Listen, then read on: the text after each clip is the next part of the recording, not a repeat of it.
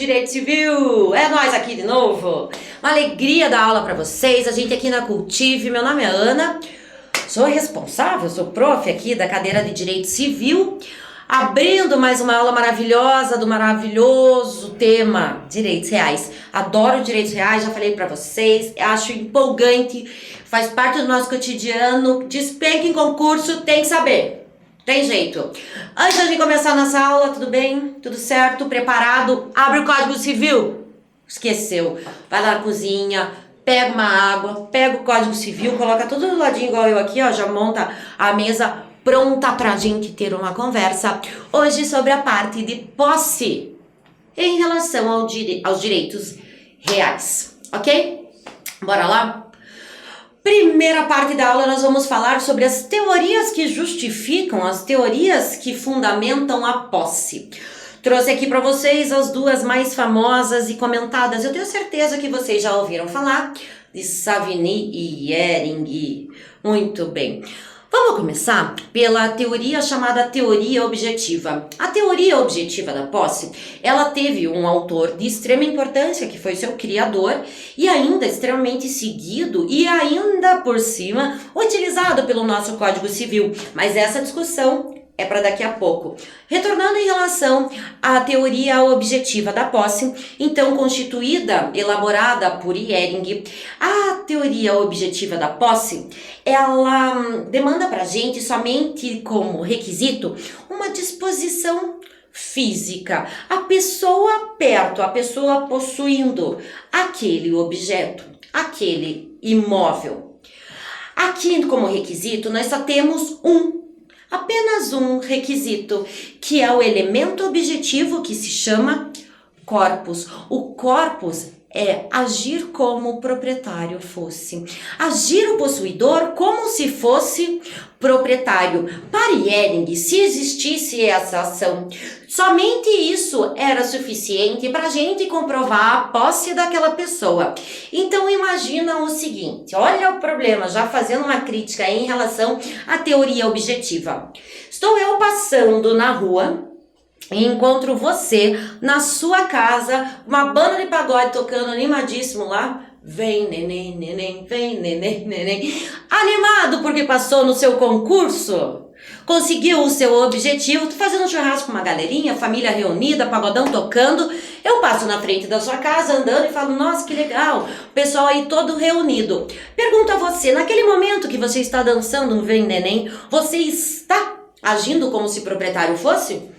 Fazendo churrasco, recebendo seus convidados? Claro, com certeza. Mas pensa comigo, eu passando na frente desse imóvel, onde você lá tá churrasqueando, eu sei se você é um possuidor ou eu sei se você é um proprietário? Na verdade, não. Não existe essa diferença em um primeiro momento dentro da teoria objetiva de Hering.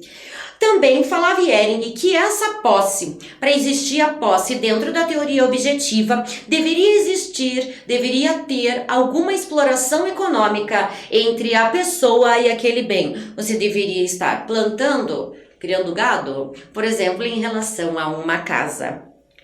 Porém, após a teoria de Hering, um novo autor que se chama Savigny, veio com uma outra proposta, uma visão bem diferente do que Hering tinha em relação à posse. Savigny veio e elaborou, trouxe para nós a teoria subjetiva da posse. Como o próprio nome diz, extremamente importante, a parte subjetiva que existe entre a parte e a coisa, que existe entre a pessoa em relação àquela coisa, ou seja, a vontade, o ânimo da pessoa em relação àquela coisa. Traz pra gente o Savigny que temos dois elementos em relação à teoria subjetiva, dois requisitos para a posse ser confirmada. O primeiro requisito é o elemento subjetivo, como eu trouxe para vocês, que se chama animus domini. O animus domini é você ter a intenção de ser dono. Veja como esse elemento subjetivo dentro da teoria do Savigny é de extrema importância. Você não está ali apenas para uma exploração econômica, como fundamentava Ehring na teoria objetiva. Por outro lado, completamente diferente, o Savigny diz que você tinha que ter a intenção de ser dono, vontade de ser dono. Lógico que é difícil a gente perceber isso nos casos concretos, mas até o final da aula eu vou comprovar que é uma teoria também muito utilizada dentro do Código Civil. Mas, do lado do elemento subjetivo, Savigny também coloca pra gente o elemento objetivo, pra gente ter posse dentro da teoria subjetiva. O elemento objetivo, também chamado por Savigny de corpus, é a questão da disponibilidade da coisa. Lembrem só que os direitos reais, eles são relações entre uma pessoa e uma coisa, que afasta aquele nosso conceito de obrigação, que é uma relação jurídica entre duas pessoas. Por isso, uma das características do direito real, que a gente não pode nunca deixar de ter em mente, é que estamos frente a uma relação direta entre pessoa e coisa. Quando o Savigny coloca pra gente que o corpus, ou seja, o elemento objetivo da sua teoria é a disponibilidade, é que o possuidor tem que ter aquele bem à sua disposição. Ele tem possibilidade de dispor daquela coisa, ok? Qual que o nosso Código Civil usa? Qual teoria? Teoria objetiva do Ehring ou a teoria subjetiva de Savigny que o nosso Código Civil adotou? Regra geral, o Código Civil adota a teoria objetiva de Ehring. Ou seja, não existe a necessidade de ter um elemento subjetivo de querer ser dono, de você querer ter a propriedade daquele bem que você está exercendo a posse. Porém, nós, no nosso Código Civil, utilizamos a teoria subjetiva do Savigny em um instituto de extrema importância hoje no nosso Código Civil, que se chama uso capião. Não é uso campeão, não. Uso capião. Brincadeira, gente, vamos lá. A uso capião é uma forma de aquisição de propriedade normalmente utilizada para adquirir propriedades, para adquirir bens imóveis, mas existe a uso capião também de bens móveis, que também a uso capião é matéria um pouquinho mais para frente, dentro ainda desse grande bloco dos direitos reais, tá? Por que o Código Civil se utiliza da teoria subjetiva de Savigny, ou seja, aquela que possui como requisito o animus domini, o elemento subjetivo dessa teoria, para a gente conseguir fundamentar o uso capião? Sabemos que a uso capião também prevista no nosso Código Civil, acho que é artigo 1238 e seguintes, se eu não me engano, depois dá uma olhada aí, fala o seguinte: é aquele que possuir por tantos anos sem oposição do seu proprietário. Quem está lá há algum tempo dentro de um imóvel, para falar da uso capião mais comum que nós temos, que é de bem imóvel, uma pessoa entra num imóvel, entra num lote, começa ali a trabalhar, tira sua subsistência, ali cria a sua família. Por que ele tem ânimo de dono? Ele não tem nenhum contrato, nenhuma obrigação previamente fixada com o proprietário que diga, ó, você é simplesmente um locador, você está arrendando essa terra. Nós não estamos frente a um direito obrigacional. Não existe um direito obrigacional que justifique a posse daquele que está usucapindo aquele imóvel. Pelo contrário, o possuidor que quer adquirir o bem através do instituto da uso capião, nada tem a ver com o proprietário, normalmente, e ele está ali e tem vontade sim de ser proprietário. E essa vontade, esse ânimo de ser dono, tem requisito para comprovação, requisito para o deferimento da aquisição da propriedade pela uso capião. Certo? Então, regra geral, nosso Código Civil adota a teoria objetiva do Ehring, porém, quando estamos frente à forma de aquisição de propriedade uso capião, temos que usar a teoria subjetiva do Savigny. Ok? Ótimo. Como o Código Civil adota a teoria objetiva, temos que fazer um primeiro Antes da gente entrar na classificação da posse, quando a gente estava explicando o que é a teoria objetiva, quem é Yale, o que ele quis com isso, a gente falou que se você passa na frente daquele churrasquinho que você estava fazendo lá, quando você passou no seu concurso, eu não sei se você é possuidor ou se você é proprietário. Por isso, por esse problema de distinção, o Código Civil adotou uma classificação de extrema importância em relação à posse, que a gente chama de posse direta ou posse indireta, tá? A posse direta é aquela pessoa que tem contato físico com a coisa. Eu tenho a posse direta do meu Vademécum, eu tô com a posse direta da TV e da canetinha aqui do nosso... Como é o nome disso? Isso é o computadorzinho que eu tenho aqui e assim por diante. Só que também existe a posse indireta. A posse indireta é de exclusividade, é de uso exclusivo dos proprietários. Quem é proprietário tem posse indireta, pelo menos. Sabe por quê? Vamos voltar ao nosso exemplo de um contrato de locação. Eu, proprietário, loco para você um apartamento para você morar, para começar seus estudos aí em relação ao seu concurso. Ótimo. Pergunto a você, por eu ter alugado, por eu ter contraído uma obrigação de aluguel com você, ou seja, eu tenho que deixar você usar o meu imóvel, morar lá sem oposição, eu perdi a minha propriedade? Na verdade, não. Ou seja, quando eu cedo a posse direta para uma terceira pessoa, eu como proprietária ainda continuo tendo o direito de posse indireta. Por mais que eu não esteja ao lado dessa coisa, por mais que eu não tenha contato físico com essa coisa, isso não quer dizer que eu não sou proprietária. Por isso, essa primeira classificação de extrema importância de posse direta e posse indireta. Uso capião, teoria subjetiva. Já falei para vocês, tem que ter animus domini. Só para lembrar aí, vocês tomarem uma água, eu também. O que é animus domini? Aquela famosa vontade do possuidor de ser dono, de ser proprietário. Bora! Outra diferenciação que é importante a gente fazer é em relação a conceito de posse e a conceito de detenção. Abre o Código Civil, artigo 1198. Considera-se detentor aquele que, achando-se em relação de dependência para com o outro, conserva a posse em nome deste e em cumprimento de ordens ou instruções suas. Gente, se fosse para parar para falar de detenção e posse aqui, a gente podia conversar umas 3 horas, mas como eu só tenho 2 minutos, conversarei com vocês rapidamente. Olha só, a posse é aquela pessoa que exerce por si só, por sua vontade, a posse de algum bem, ok? É aquela relação jurídica exercida entre a pessoa diretamente em relação a um bem.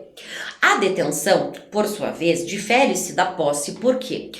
Na detenção, o detentor, aquele que tem contato físico com a coisa, ele está amando de terceiro, amando do diabo. Ele está ali porque terceiro instruiu ele a fazer alguma coisa em relação àquele bem.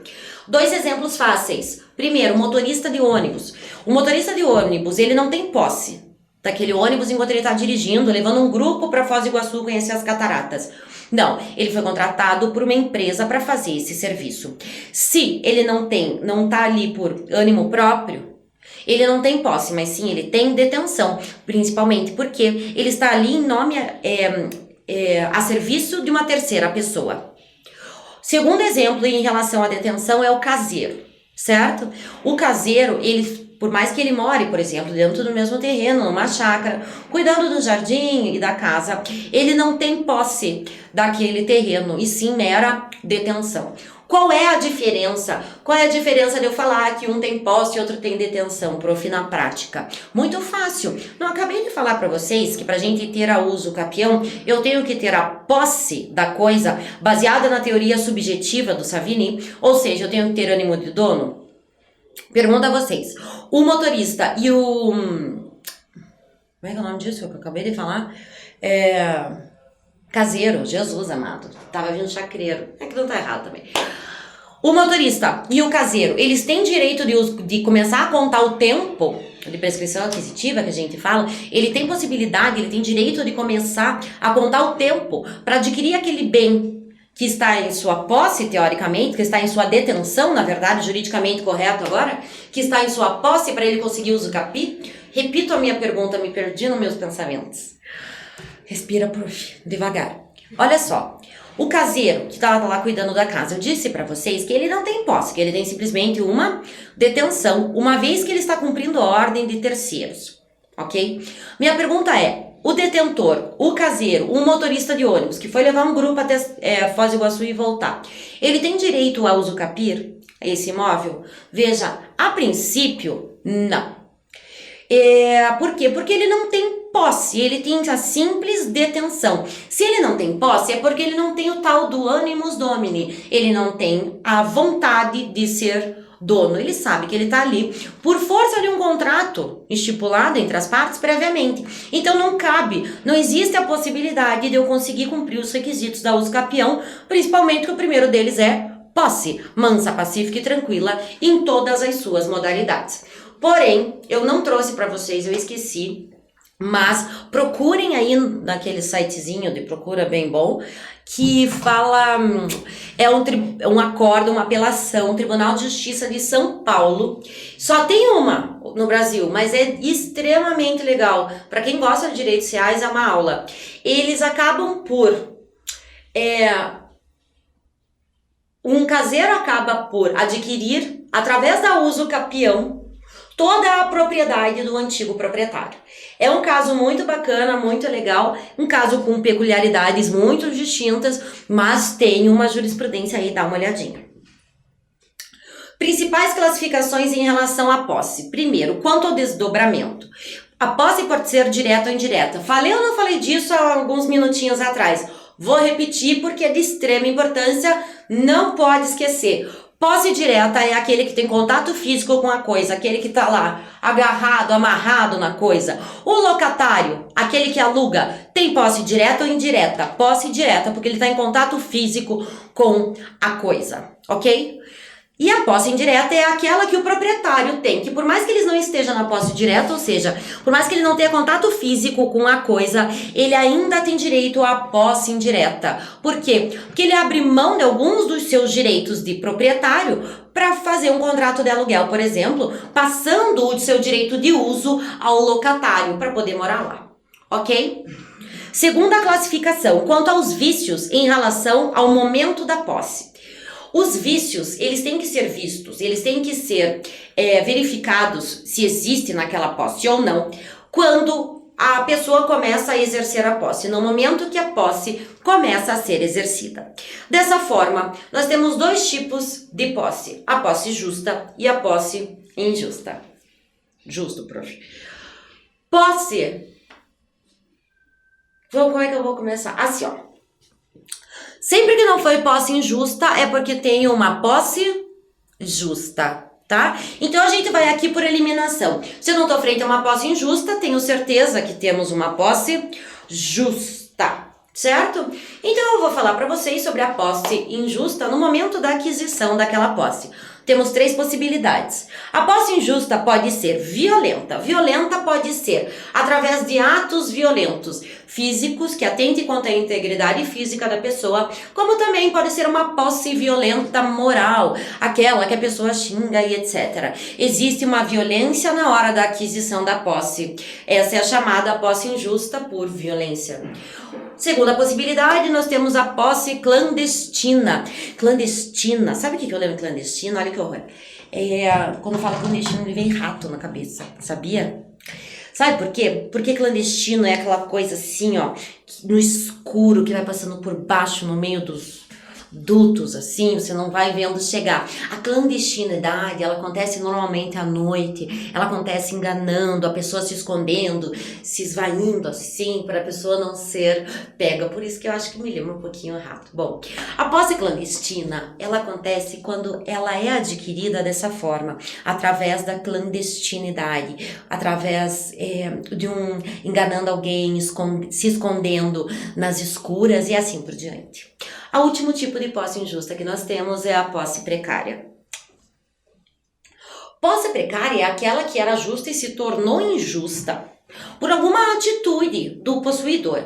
O exemplo clássico que vocês vão ver, acho que praticamente todas as doutrinas aí, é o caso de você ir alugar um carro para passear no Nordeste durante 10 dias lá nas suas férias. Você aluga um carro conversível, lógico, para tomar um solzinho na cabeça, aquele vento, né, óculos escuro na cara, e você, 10 dias depois, você gostou tanto daquele carro que você acaba por não devolver. Você não devolve o carro no 11º, 12º, até um monte de dia você acaba ficando com ele. A partir do momento que cessa a sua posse justa, porque você alugou aquele carro, no 11º dia ela se transforma em posse injusta. Essa é a chamada posse precária.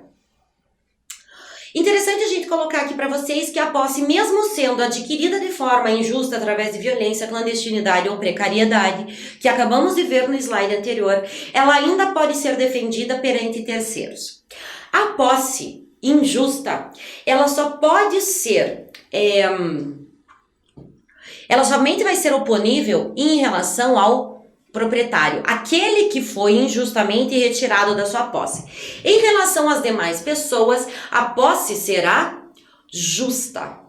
Repetindo, quando uma posse é injusta, ela só é injusta em relação a uma terceira pessoa. Só aquela pessoa que sofreu a violência, a clandestinidade ou a precariedade daquela posse.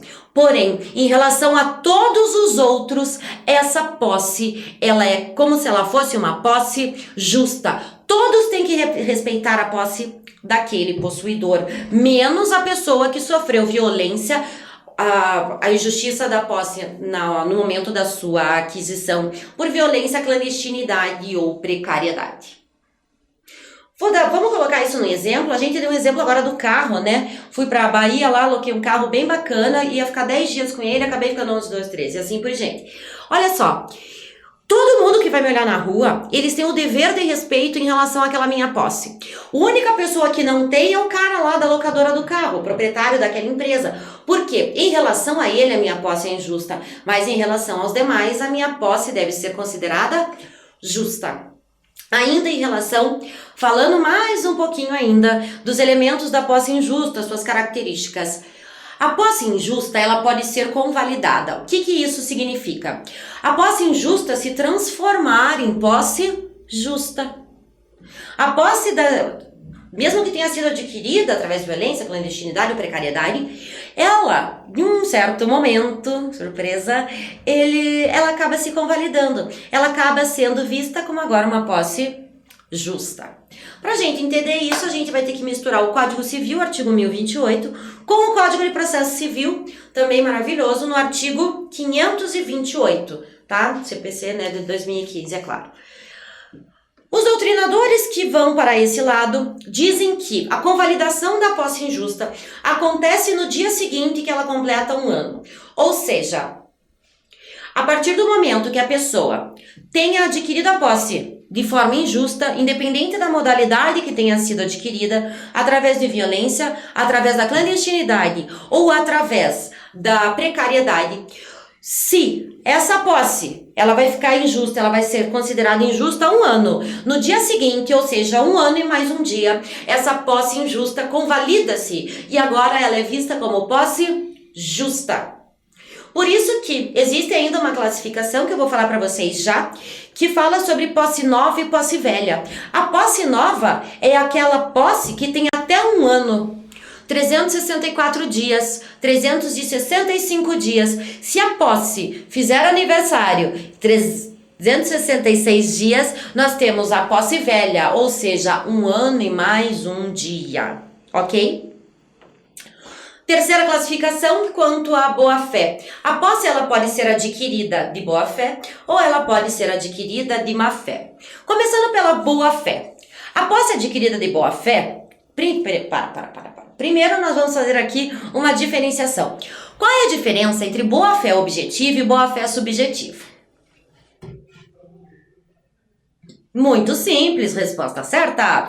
A boa-fé objetiva é aquela que eu externo. Eu externo através de um contrato, que eu tenho boa-fé, a gente coloca função social no contrato. Essa boa-fé objetiva é aquela boa-fé que a pessoa externaliza no seu dia a dia, nas suas relações jurídicas. Por outro lado, a boa-fé subjetiva é aquilo que a pessoa pensa, está dentro da cabeça dela. Ela tem certeza que ela está se utilizando de uma boa-fé. Ela tem certeza que a sua posse é justa, por exemplo, e na verdade essa posse não é de boa-fé.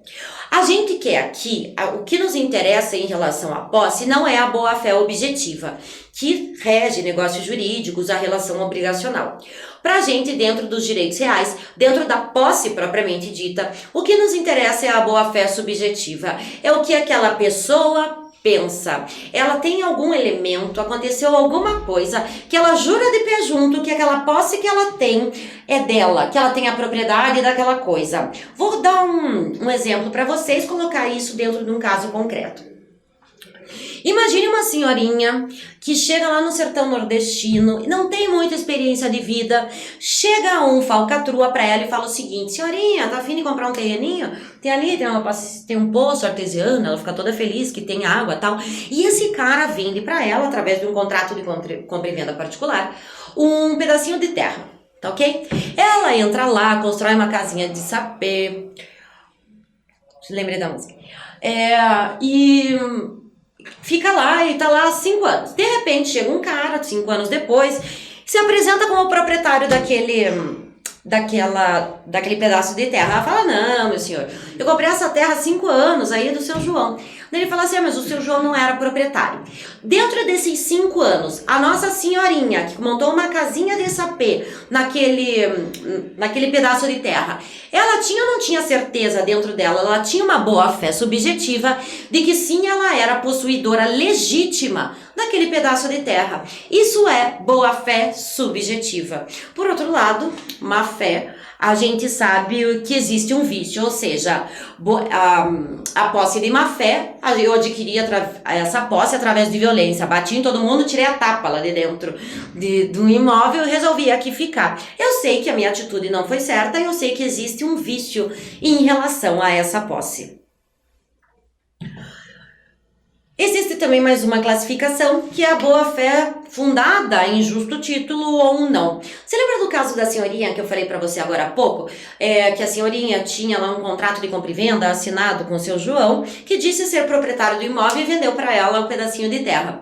Essa posse dela é por justo título. O que é o justo título? O justo título nada mais é do que um pedaço de papel, uma comprovação de que a posse daquela pessoa é de boa fé.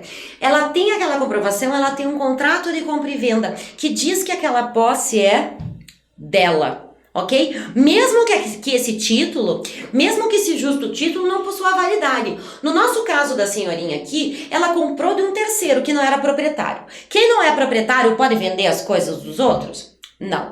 Aquele contrato, a priori, a princípio, tem alguma nulidade? Tem. Por quê? Porque não é a parte legítima para efetuar a venda. Porém, por ser um justo título, por ela ter agido com boa-fé subjetiva, esse justo título conta para ela. Tanto é que o artigo 1242, que traz pra gente a uso capião, ordinária, fala pra gente o seguinte, ó.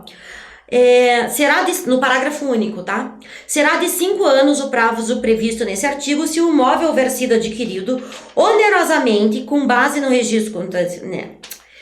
Ei, Ana Silvia, caput, gente, do 1242, presta atenção, prof. Caput do artigo 1242. Adquire também a propriedade do imóvel aquele que continua incontestadamente com justo título e boa fé. No caso da senhorinha, ela tinha justo título? Tinha boa fé? Tem. Ela se enquadra perfeitamente aqui no artigo 1242. Se ela possuir por 10 anos aquele imóvel, ela o adquirirá através do Instituto da Uso Capião.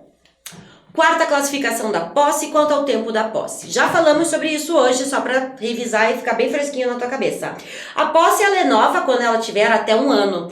365 dias. A partir disso, a gente considera aquela posse como velha, ou seja, 1 ano mais 1 dia. Por que isso é importante? Principalmente para aqueles que acreditam, que são adeptos à doutrina, que fundamenta a convalidação da posse injusta. Lembra? Acabamos de falar sobre isso. Quando a posse injusta se transforma em posse justa. Quinta classificação da posse quanto aos seus efeitos. A posse em relação aos seus efeitos pode ser duas. Para começar, para variar, eu vou começar pelo final, que eu acho mais divertido. Os efeitos da posse em relação à posse ad uso capionem quer dizer que nessa posse tem animus domini. Se tem animus domini, eu tô frente à teoria subjetiva de Savigny. Se estou frente à teoria subjetiva de Savigny, eu tenho ânimo de dono, eu quero ser dono, é porque a gente pode, nesse caso, adquirir a propriedade pela uso capião. Segura essa ideia aí. Indo no quadrinho de cima, a gente tem a posse ad interdicta. Essa posse ad interdicta não tem ânimo de ser dônimo, não possui como característica sua o tal do animus domini, firmado na teoria subjetiva de justificação da posse, que a gente viu no comecinho da aula, que foi elaborada por Savigny. Gente, por que isso é importante? Se eu tiver uma posse ad interdicta, é porque eu não tenho possibilidade de aquisição de propriedade através da uso capião. Estamos frente a contrato de locação, onde o locatário sabe que não está fechando, que não está assinando um contrato de compra e venda. Então, quando eu celebro um contrato de locação, não posso dizer que o locatário tenha animus domini. Nesse caso do contrato de locação, estamos frente ao efeito da posse ad interdicto e não ad uso capionem. Acabou já. Ai, que rapidinho. Muito bom estar com vocês. Temos mais aulas sobre posse, depois a gente entra em propriedade. Não parem de assistir às nossas aulas. Espero que esteja cooperando aí com o teu estudo. Não esquece, meu nome é Ana, professora de Direito Civil aqui da Cultive. E eu vejo você na próxima. Beijo!